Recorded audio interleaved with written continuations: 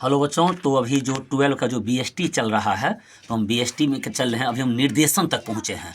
हम कल आपको बता दिए थे, आपका अभिप्रेरणा हो गया था, अभिप्रेरणा हो गया था, अभिप्रेरणा नहीं हुआ था, अभी प्रशिक्षण हुआ था, ट्रेनिंग बता दिए थे। आज हम पढ़ाएंगे निर्देशन, जो प्रबंध का एक काम है। प्रबंध के जो 5 कार्य है, उस 5 कार्य में एगो निर्देशन भी आता है, चौथा का। उसका हम पढ़ेंगे नियंत्रण, कंट्रोलिंग, डायरेक्टिंग। अभी निर्देशन क्या है? कोई भी मैनेजमेंट है, कोई भी कंपनी है, जब तक उसको डायरेक्टली नहीं किया जाएगा, ऑपरेट सही ढंग से नहीं, ऑपरेट करने वाला सही लोग नहीं होगा, निर्देशन करने वाले लोग नहीं है, तो जो इम्प्लॉय है उनको जो मन होगा वो कोई कर सकता है।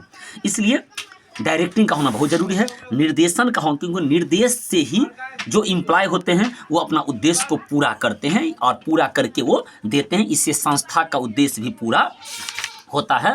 तो ये होता है निर्देशन। अब इसमें निर्देशन क्या है? तो निर्देशन का जो अर्थ होता है, संगठन में मानव संसाधन को निर्देश देना। मानव एक प्रकार का संसाधन है, दुनिया का हर वो चीज़ संसाधन है, रिसोर्स है, जिसका मानव इस्तेमाल करता है।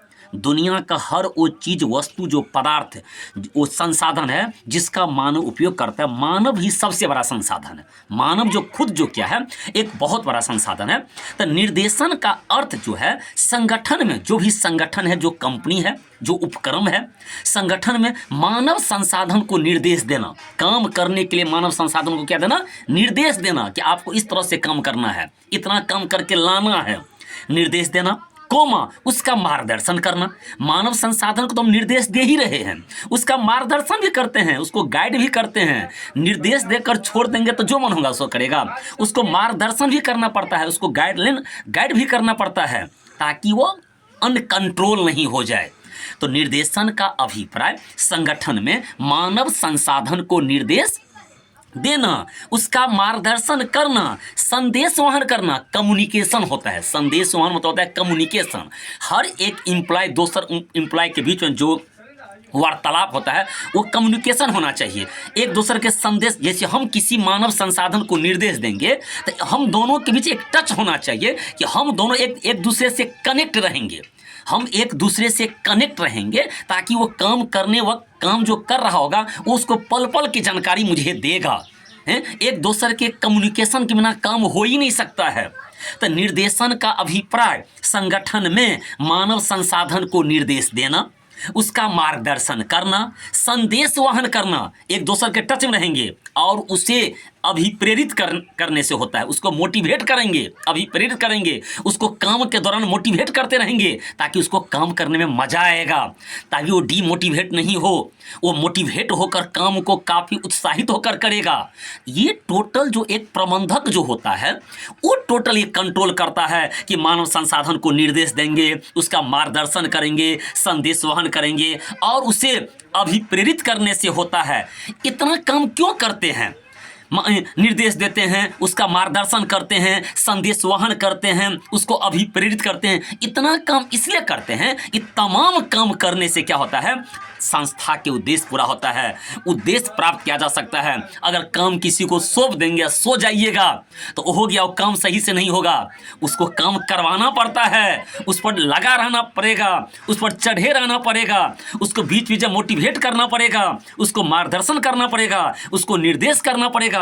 उसके टच में रहेंगे तब वो काम सही ढंग से पूरा होगा और संस्था का उद्देश्य ही पूरा होगा। तो एकदम सिंपल है कि अगर रहेगा निर्देशन से आप क्या समझते हैं, यह निर्देशन क्या है, तो आराम से 2 नंबर का क्वेश्चन होता है कि निर्देशन का अभिप्राय, संगठन में मानव संसाधन को निर्देश देना, उसका मार्गदर्शन करना, संदेश वहन करना और उसे अभिप्रेरित करने से है ताकि उद्देश्यों को प्राप्त किया जा सके। पहले बता दिए, टॉपिक पकड़ होना चाहिए। जब तक टॉपिक पर पकड़ नहीं होगा, आप कुछ नहीं कर सकते हैं। तो टॉपर नहीं, हम टॉपिक पर काम करते हैं, बेहतर कॉन्सेप्ट पर काम करते हैं। आप किताब का एक एक टॉपिक अगर आपको समझ में आ गया, ये समझा दिया, उस टॉपिक को एक बार खुद अगर सेल्फ स्टडी के तौर पर देख लेते हैं, तो फिर दुनिया का कोई ताकत आपको भुला नहीं सकता है।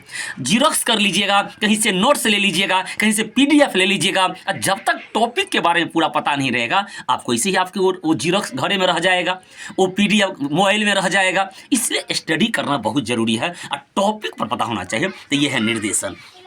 अब हम कहते हैं कि निर्देशन का विशेषता क्या है, फीचर ऑफ डायरेक्टिंग, निर्देशन का विशेषता क्या है, उसका लक्षण क्या है, उसका प्रकृति क्या है, सब एक ही आंसर है। तो निर्देशन प्रबंध का महत्वपूर्ण कार्य है। प्रबंध के जो 5 कार्य है, 5, उसमें निर्देशन भी एक क्या है, सब काम अपने आप में महत्वपूर्ण है। प्रबंध के 5 काम बहुत महत्वपूर्ण है, उसमें निर्देशन भी एक महत्वपूर्ण कार्य है। प्रबंध का महत्वपूर्ण कार्य है। निर्देशन जो है प्रबंध का एक महत्वपूर्ण कार्य है। नियोजन, संगठन, नियुक्तियां तो है ही, लेकिन उसमें निर्देशन का भी महत्वपूर्ण योगदान है। निर्देशन कर्मचारी से कार्य कराता है। हम निर्देश देकर कर्मचारी से क्या होता है, काम करवाता है, निर्देश देकर, ये हुआ। दूसरा होता है कि प्रबंध के प्रत्येक स्तर पर आवश्यक है। फिर वही कहानी, प्रबंध के 3 स्तर होते हैं, हर टॉपिक हम बताते हैं। प्रबंध के 3 स्तर होते हैं, उच्च स्तरीय प्रबंध, मध्य स्तरीय प्रबंध और निम्न स्तरीय प्रबंध। तो ये जो होता है निर्देशन की जरूरत हर प्रबंध के स्तरों पर होती है। सतत प्रक्रिया, ये एक सतत प्रक्रिया है क्योंकि इसकी आवश्यकता बार बार होती है। मानवीय निष्पादन से संबंधित ये तमाम काम मानव के द्वारा किया जाएगा। उसके बाद ये निर्देशन का प्रवाह ऊपर से नीचे की होता है, यानी कि उच्च स्तरीय प्रबंध से शुरू होकर ये निम्न स्तरीय प्रबंध आकर समाप्त हो जाता है। तो यह है निर्देशन। तो वीडियो को ज़्यादा से ज़्यादा शेयर कीजिए। फिर मिलते हैं नेक्स्ट वीडियो में।